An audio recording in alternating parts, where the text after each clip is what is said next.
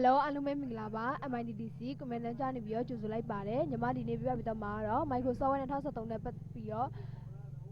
Microsoft Word 2013မှာပေါ့နော်အရင်ဆုံး postcard ပြုလုပ်တဲ့ပုံစံလေးကိုလုပ်ပြပေးတော့မှာဖြစ်ပါတယ်အရင်ဆုံး Microsoft Word 2013ကိုကလေးနှစ်ချက်နှိပ်ပြီးတော့ဖွင့်လိုက်ပါမယ်ဖွင့်လာပြီဆိုလို့ရှိရင်တော့ Black Document ကိုနှိပ်ပေးလိုက်မယ်နှိပ်ပြီးတော့လို့ရှိရင်ဒီမှာစာရွက်ကိုဒီမှာနည်းနည်းလေးဇုံးလေးကိုချက်ပြီးတော့ကြည့်လိုက်ပါမယ်စာရွက်ကိုဒီမှာအလှရလိုက်လေးယူထားပါတယ် page လေးယောက်ကနေပြီးတော့ orientation ကိုကြည့်လိုက်ပါ landscape ဆိုပြီးတော့အလှရလိုက်လေးယူထားတယ်ယူပြီးတော့ရှင်ဒီကောင်မှာအရင်ဆုံး insert ထဲကိုဝင်ပါမယ် insert ထဲကနေပြီးတော့ shape တွေကိုဝင်မယ်ဝင်ပြီးတော့ရှင်ညာလေးမှာကိုက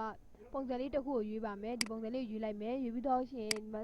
ဖိပြီးဆွဲပေးလိုက်ပါ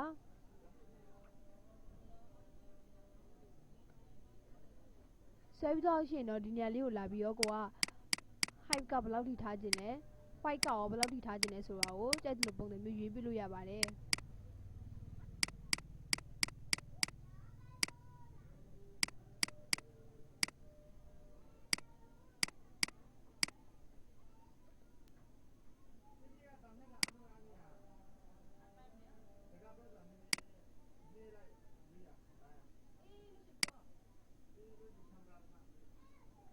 မျိုးလုပ်ပြီးတော့ရှင်ဒီညာမှာ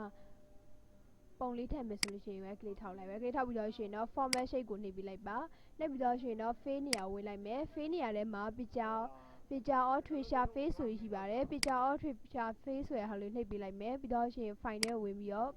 ပုံလေးတစ်ပုံသွားယူပါမယ် file ကနေပြီးတော့ကိုသိမ်းထားတဲ့ပုံလေးသွားယူလိုက်ပါဒီပုံလေးကိုအရင်ဆုံးထည့်လိုက်ပါမယ် insert ကိုနှိပ်ပြီးလိုက်ပါပုံလေးကကိုဆွဲထားတဲ့ insert ထဲကနေပြီးတော့ shape ပုံစံလေးနဲ့ဆွဲထားတဲ့ပုံစံလေးမှာပုံလေးကဝင်သွားပြီဖြစ်ပါတယ်နောက်တစ်ခုထပ်ဆွဲပါမယ်ထပ်ဆွဲမယ်ဆိုလို့ရှိရင်တော့ insert ထဲကိုဝင်လိုက်ပါ insert ထဲကနေပြီးတော့ shape ကိုနှိပ်ပြီးလိုက်မယ်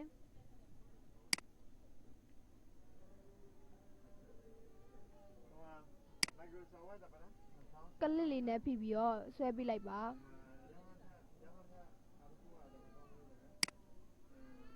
ဒီမှာနည်းနည်းလေးပို့ပြီးတော့ rotate လှည့်ကျင်နေဆိုလို့ရှိရင်တော့ဒီမှာအဝိုင်းပုံစံလေးပြပါတယ်ဒီအဝိုင်းပုံစံလေးကိုဒီမှာနည်းနည်းလေးလှည့်ပြလိုက်ပါ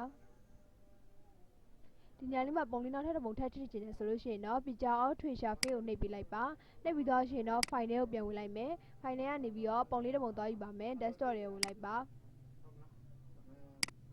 2ဆိုပြီးတော့မှတ်ထားပါတယ်ဒီပုံလေးကိုယူလိုက်မယ်ယူပြီးတော့ရှင် insert ကိုနှိပ်ပေးလိုက်ဒီမှာပုံလေးဝင်သွားပြီဆိုလို့ရှိရင်နောက်ထပ်တစ်ခုကိုကထပ်ပွားပြီးတော့ဒီမှာ control လေးကိုပြီးပြီးတော့ဒီမျိုးပွားပြီးလုပ်လို့ရတယ်လို့ insert ထဲကနေပြီးတော့ပုံဆွဲပြီးတော့လုပ်လို့ရပါတယ်ဒီမှာလည်းပွားလိုက်မယ်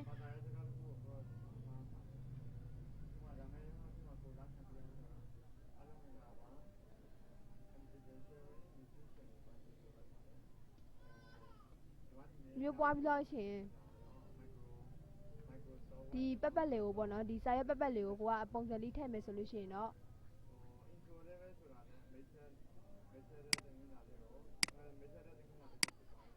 page လေးအောက်ကိုဝင်လိုက်ပါမယ် page set ဆိုတဲ့နေရာလေးကိုနှိပ်ပေးလိုက်မယ်နှိပ်ပြီးတော့ရှင် paper ကိုရွေးလိုက်မယ်ရွေးပြီးမယ်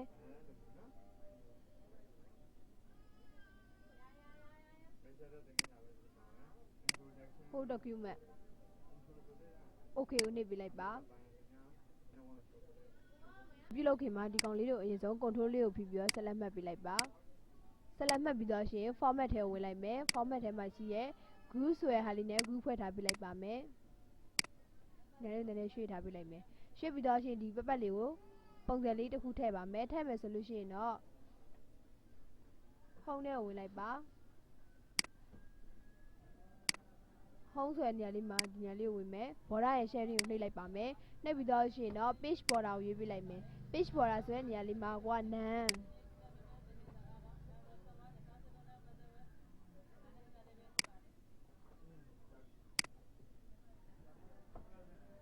ဒီပုံစံလေးကိုရွေးပေးလိုက်ပါမယ်ရွေးပြီးတော့ရှင်တော့ okay ကိုနှိပ်ပေးလိုက်ပါဒီပုံစံလေးရွေးပြီးတော့ရှင်ဒီညမှာ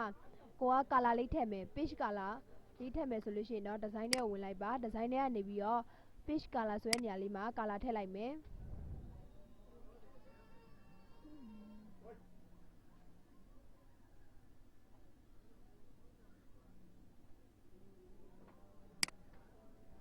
ဒီ color လေးကိုထည့်ပေးလိုက်ပါမယ်ထည့်ပြီးတော့ရှင်နောက်ထပ် ပုံလေးတစ်ပုံယူလိုက်မယ် insert ထဲဝင်လိုက်ပါပုံမယူခင်မှာ insert ထဲကနေပြီးတော့ shape ဆွဲနေရလေးမှာပုံလေးတစ်ခုဆွဲပါမယ်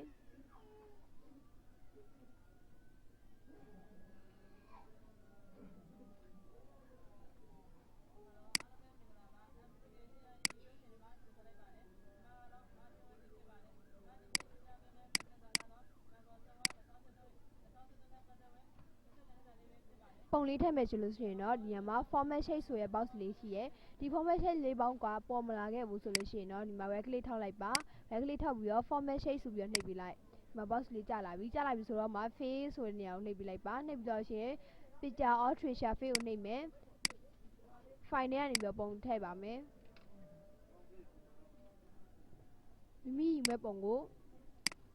ကလေးလေးချပြီးတော့ရှင်တော့ insert ကိုနှိပ်ပေးလိုက်ပါပုံလေးရလာပြီဆိုလို့ရှိရင်ကိုကဒီနေရာလေးမှာစာရေးမယ်ဆိုလို့ရှိရင်တော့ insert ထဲကိုပဲဝင်လိုက်ပါ insert ထဲကနေပြီးတော့ word ထဲကနေပြီးတော့စာရေးမဲ့ပုံစံကိုရွေးမယ်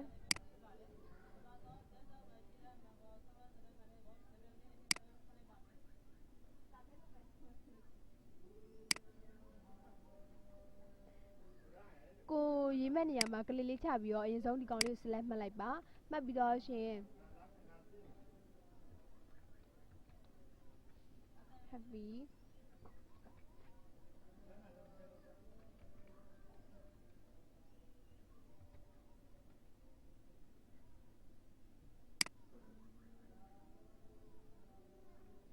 မျိုးရွေးပြီးတော့ရှင်တော့ဒီစာလုံးလေးရာကိုပဲအရင်ဆုံး select မှတ်လိုက်ပါမယ်မှတ်ပြီးတော့လို့ရှင် shape face ဆိုတဲ့နေရာလေးမှာ color လာထည့်လို့ရတယ်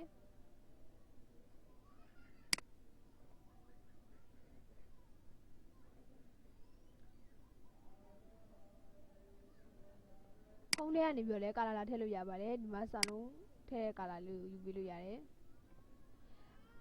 အနီရောင်လေးထည့်ချင်လားမိတနေ့တက် color လေးကိုထည့်ပေးလို့ရပါတယ်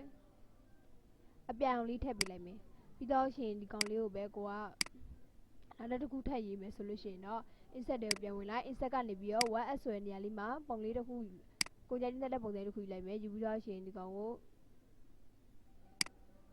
မျိုးဆွဲလာလိုက်မယ်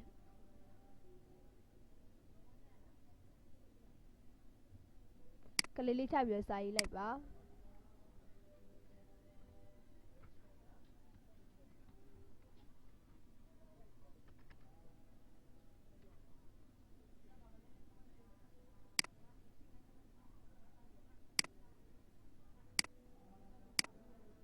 ကာလာလေးထည့်လိုက်မယ်ဟုံးထဲကနေပြီးတော့ကာလာတော့ထည့်လိုက်ပါ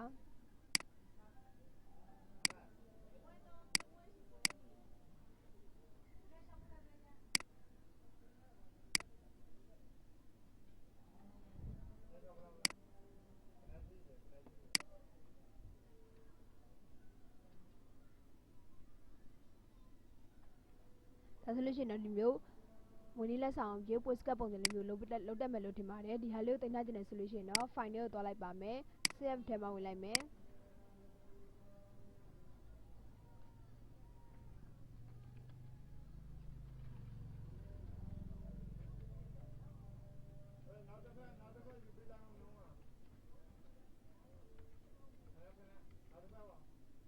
save ကိုနှိပ်ပြလိုက်ပါ